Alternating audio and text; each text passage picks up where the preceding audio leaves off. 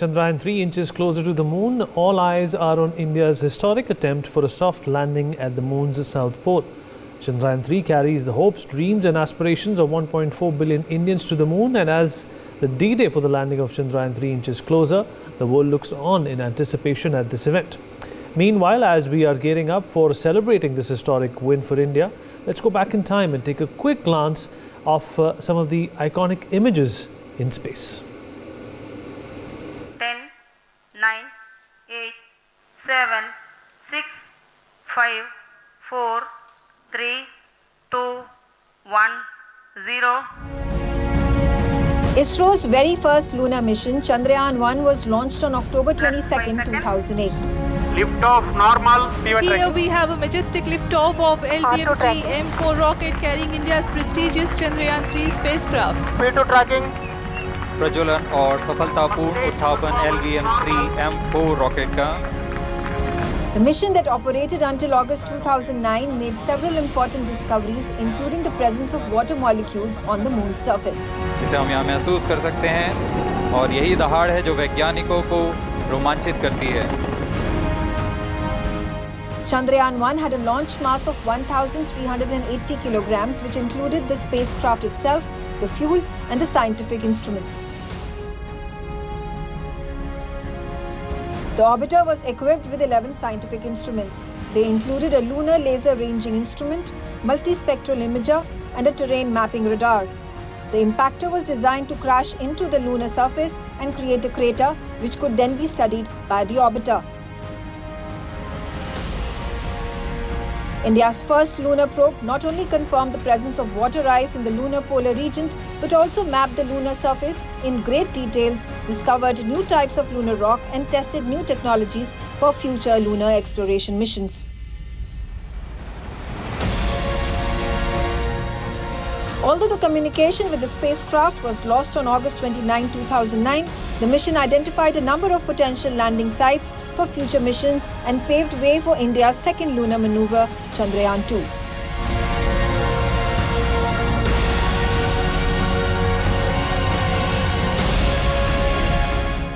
Bureau Report, NewsX.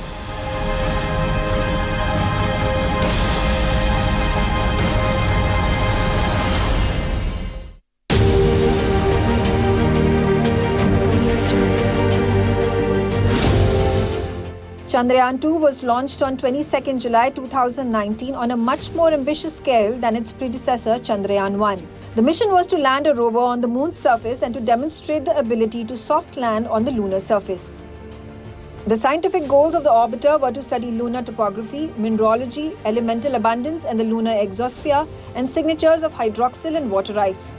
It also aimed at mapping the lunar surface and helped prepare 3D maps of it. The mission included a lunar orbiter whose aim was to observe the lunar surface and relay communication between Earth and the second component, Chandrayaan's Vikram lander. The Vikram lander was designed to execute India's first soft landing on the lunar surface. The Vikram lander was equipped with the Pragyan rover, which was a 6-wheeled vehicle whose purpose was to explore the south pole of Moon. The lunar exploration mission had a total launch mass of approximately 3,850 kilograms. This included the orbiter, the lander and the rover, as well as the propulsion systems, the scientific instruments and other associated equipment. One of the most path-breaking discoveries of Chandrayaan 2 was to detect unambiguous presence of hydroxyl as well as water molecules on the lunar surface with the precision of differentiating between the two. Chandrayaan 2's orbiter also made a first-of-its-kind observation of the global distribution of argon-40, an inert, colorless and odorless element. However, the Vikram lander lost contact with the ground on September 6, 2019, shortly before it was supposed to land. Nonetheless, the orbiter part of the mission, with 8 significant instruments, remains to be operational and continues its 7-year mission to study the moon. Bureau Report, NewsX.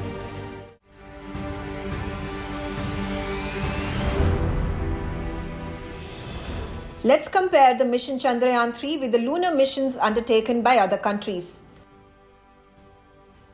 Chandrayaan 3, that has been developed at a cost of 250 crore rupees, is approximately $31 million.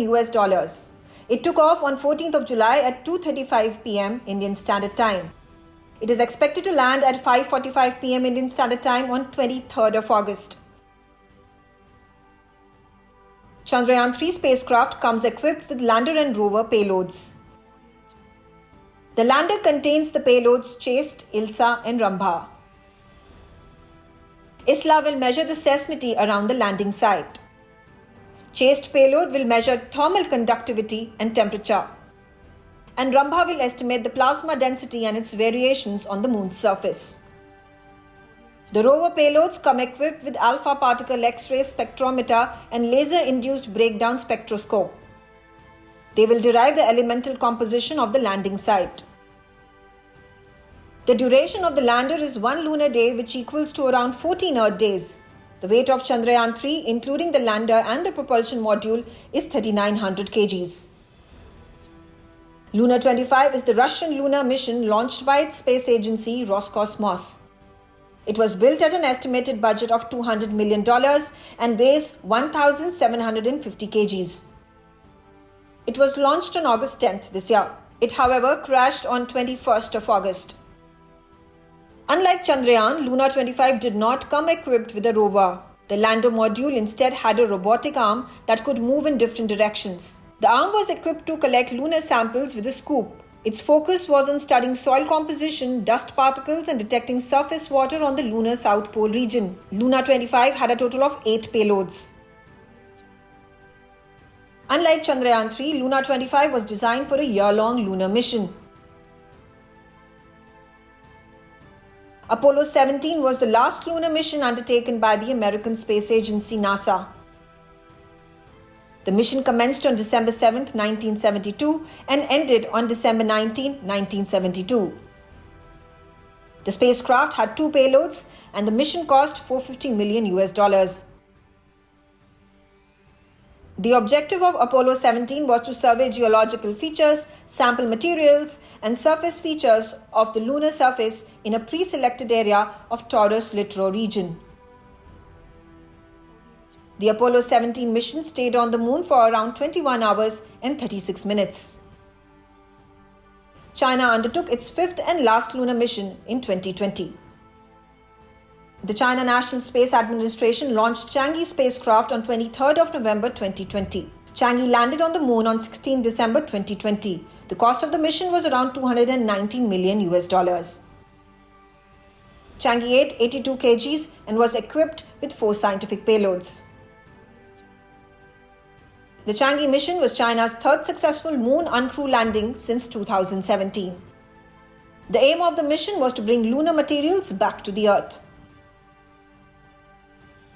Japan launched its last lunar mission, Selene, in 2007. It was produced by the Institute of Space and Aeronautical Science and the National Space Development Agency. The mission was launched on September 14, 2007. It landed on the moon on June 10, 2009. The aim of the mission was to study the moon and its geological evolution. The total mass as calculated during the launch was 3,020 kgs. Selene carried 13 scientific instruments. The duration of the Selene mission was 1 year at a cost of around $480 million. Bureau Report, NewsX. All right, to talk more about this, joining us on the show at this point in time is Group Captain V.N. Jha, former Joint Director of the DRDO. Dr. Sanat K. Biswas is an Assistant Professor with IIT Delhi. Syed Maqbool Ahmed, former ISRO and NASA scientist, is also here with us. Wing Commander S. Sudhakaran, former Indian Air Force Global Strategic Defense Expert and CEO of Q-Gates Technology, also with us on the program. Group Captain Jha, I'll begin with you, sir. Well, the moment of reckoning, D-Day, or the final frontier as they call it in Star Trek, is almost here for ISRO when you talk about the moon landing. Time and again, the last 20 minutes of this mission are crucial. In your opinion, what will be the concern? What will be going through ISRO's mind as we speak right now, few hours before the landing? Well, Vineet, very precisely, your people have just now narrated every history of the Chandrayaan up to Chandrayaan 2. Chandrayaan 3, I'm proud. I'm feeling absolutely proud that ISRO has done everything that should have been done after the partial failure of Chandrayaan 2. It seems to me, as a design scientist, that Chandrayaan team have sat down after the Chandrayaan 2's partial failure in a brainstorming station, and they have taken care of every possible variable, every possible component, subcomponent, subsystem, system that could cause a partial failure or hurdle in the implementation of the soft landing. It seems to me in that way. So they have done everything from their point of view, and they have run these simulations hundreds of times with all the variables there in that. In the last 3 days, when Chandrayaan 3 is orbiting at 25 kilometers into 134 kilometers, at the 25 kilometer perihelion, when they have taken the snap over the landing area, which was designated to be about 10 square kilometer, that is 4 kilometer length and 2.4 kilometer width. Out of that, they must have made some sort of 3D pictures of all these high resolution photographs and made a mind that out of that 10 square kilometer, what is that half a kilometer or less than half a kilometer area where Chandrayaan should finally come, where the entire slope will end at that spot where it should land. So they have taken everything, and this, last 18 minutes, some people call it the 18 minutes of terror. No, I won't. I would call it those 18 minutes period of, scientific marvel that all these scientists have put their imaginations, their thought, their skill, their research into the computer, which will be controlling the entire that 18 minutes, into absolute marvel into which soft landing will be made. So they have done everything from their side, and I'm absolutely convinced that, God forbid something goes wrong that you can't predict in the science and technology, it is going to make that soft landing. And with ISRO, the entire 1.4 billion people of India, they are praying in their own ways, and that's good. That's good. I like that happening. And not only India, entire world wants this soft landing on the South Pole to go, because this will be the first landing on the South Pole. It will tell many stories in the days, in the weeks, in the months, in the years to come, so that when the scientific experiment, as Megha have already slated what all are going to be there, when these scientific experiments are going to be carried out, every entire world will be benefited, entire scientific community will be benefited with this. And this will be a moment of cherish for all 1.4 billion people of India and the entire world. Then the world can say that yes, we have made a soft landing at the South Pole, which till now had been eluding everyone. So that is where we are looking for. Okay. And I'll just take another 30 seconds, because I may not be staying on this channel for long minutes. So I'll just try to tell you another few things. That after the landing, right now we are in the phase 7 of ISRO's entire mission. Phase 8 will start when the landing process starts. After the landing happens, then of course the rover will come out of the lander of the Vikram, and rover will perform the way it is there. Remember, South Pole as such is having a very little sunlight on that, and our instruments have to work onto the electricity, the energy of which has to be drawn from the solar arrays. So all those must be working perfectly, and the landing of the selection of the spot must be such where the sunlight should not fade early, and then from the sunrise on today's evening till the sunset, it will carry on. Okay. And I'm convinced even after this. Let me also rope in Mr. Syed Maqbool Ahmed, former ISRO scientist, NASA scientist. Mr. Maqbool, if you're there with us, I can't hear you. Please unmute yourself. No, sir, I can't hear you. Please try. Okay, there's an issue with your audio, sir. Dr. Biswas? Dr. Biswas? Dr. Biswas, please respond. Could you repeat the question, please? I haven't asked you a question yet. I just wanted to check your audio. Well, elementary question is also going to be the effectiveness and the efficacy of the instruments which are going to be deployed by the ISRO today once the landing is concluded. What do you make of that? Okay, so first I'll start with a little bit of correction. So I'm assistant professor with IIIT Delhi and not IIT Delhi. So the efficacy of the instruments in the sense after the landing, right? So we are mainly interested in the materials in the lunar surface as well as, and why we choose this south pole is because if you remember in Chandrayaan 1 and Chandrayaan 2 they have confirmed that there is a presence of water in an ice form, right? So that is why it is very important and scientifically very important, and I hope that these instruments can find some very interesting insights regarding how the Earth-Moon system has been created and how the history of the solar system has been evolved in past billions of years. Thank you very much.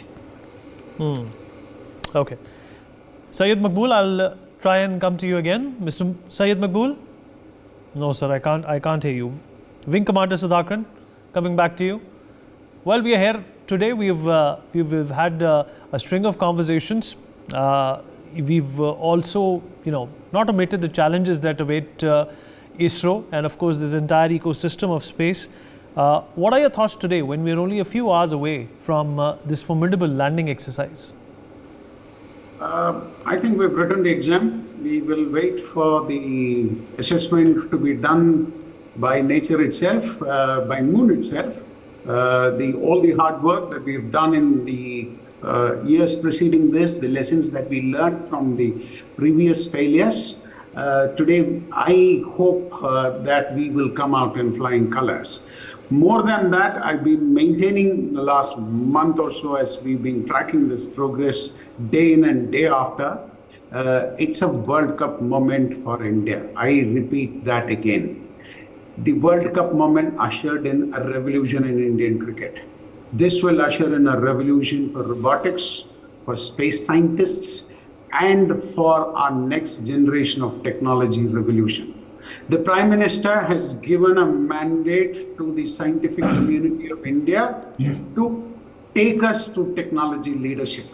We need to be Vishwagurus by 2047, which means that we need to lead the technology group. And for that, this Chandrayaan, which is going to be a World Cup moment for India, we are just going to plant our flag on the moon. I think today is the day when people will start getting more excited. They will see new horizons.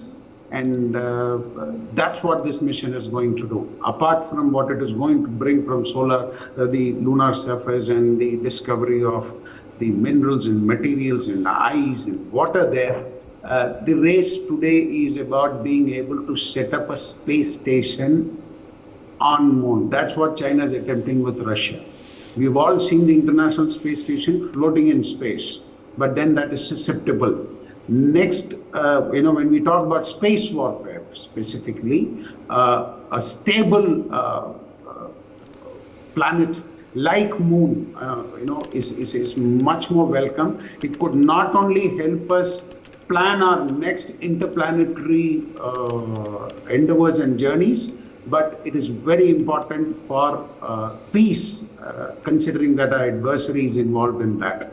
So, we are here to touch the sky with glory today. That's the motto of Air Force that I come from. I think ISRO is doing very remarkably well to walk its talk and then prove to its people that we are not second best to anybody. We are the best. We can do it at the first opportunity. Remember, Russians have failed. They've already been there.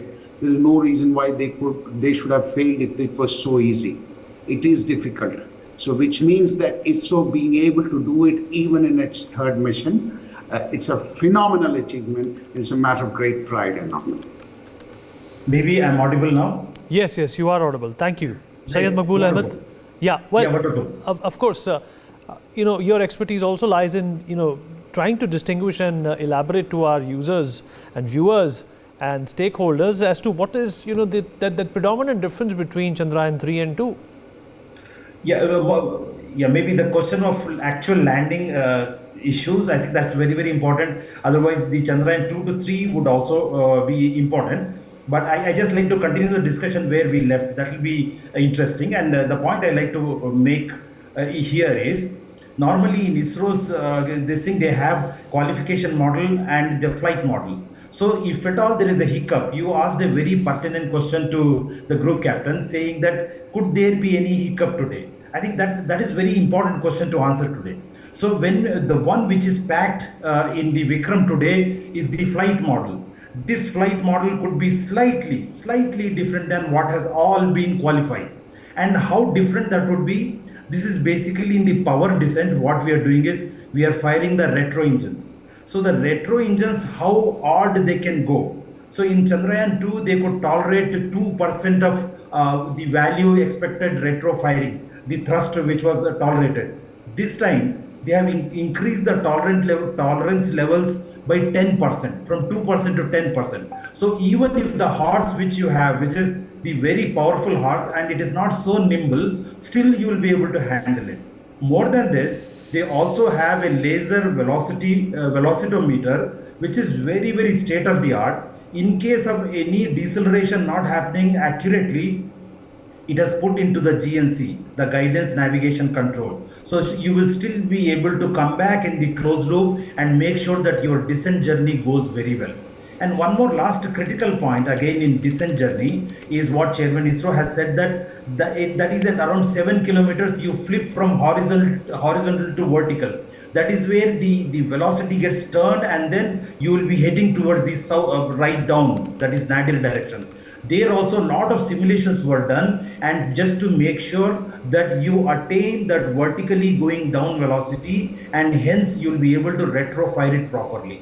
So in my view, apart from, we are all hoping and all is there, more than all that, the hardships which went in, particularly the cold test and the hard test. The cold test, what they did was they packed the Vikram and put it in a chopper, and they made sure that all the state-of-the-art 9 sensors which they have developed, will they work properly? Yes, all the 9 sensors seem to work very, very well. In the hot test, they took a huge 100-meter crane, and then they made sure that the Vikram actually does all the throttleable aspect of all the 4 engines and the throttleable thrusters. So hot tests were also very successful. In all this, they have come up with a master sequencer. Again, referring to Chairman ISRO, the master sequencer is first try for a closed loop system which will work very well. If anything goes beyond the control, then again go for the real-time feedback system and still try to land. Even if the third, that also fails, the third one is actually an emergency landing system, where if you can just make sure your descent velocity to be proper, happily is just like a blind man going from building A to building B, and of course he's decelerating and he will go and stop there. So they have an emergency landing plan also, which should make sure that it should land. That's an amazing part I like to emphasize. Okay. Group Captain Jha, if you're there with us. Group Captain Jha. Okay. Dr. Biswas. Dr. Biswas, also let's talk about the fail-safe option which has been integrated into this. That if everything does not go according to plan, there is a plan B. Was that there during Chandrayaan 2 as well? So during Chandrayaan 2, as far as I know, the redundancies were not as much as it is there in Chandrayaan 3. The redundancy was not that much. So that is why this attitude issue happened, and then the Chandrayaan 2 lander could not overcome that issue and maintain its attitude and then descend. So that was the main problem. But this time, due to these redundancies, if some sensors also fails, or if actuator fails or the processor fails, there are always second redundant sensor, actuator and processing system is there, which will kick in and try with different control loops so that it lands. All right. For more such videos, subscribe to the NewsX YouTube channel, hit the bell icon.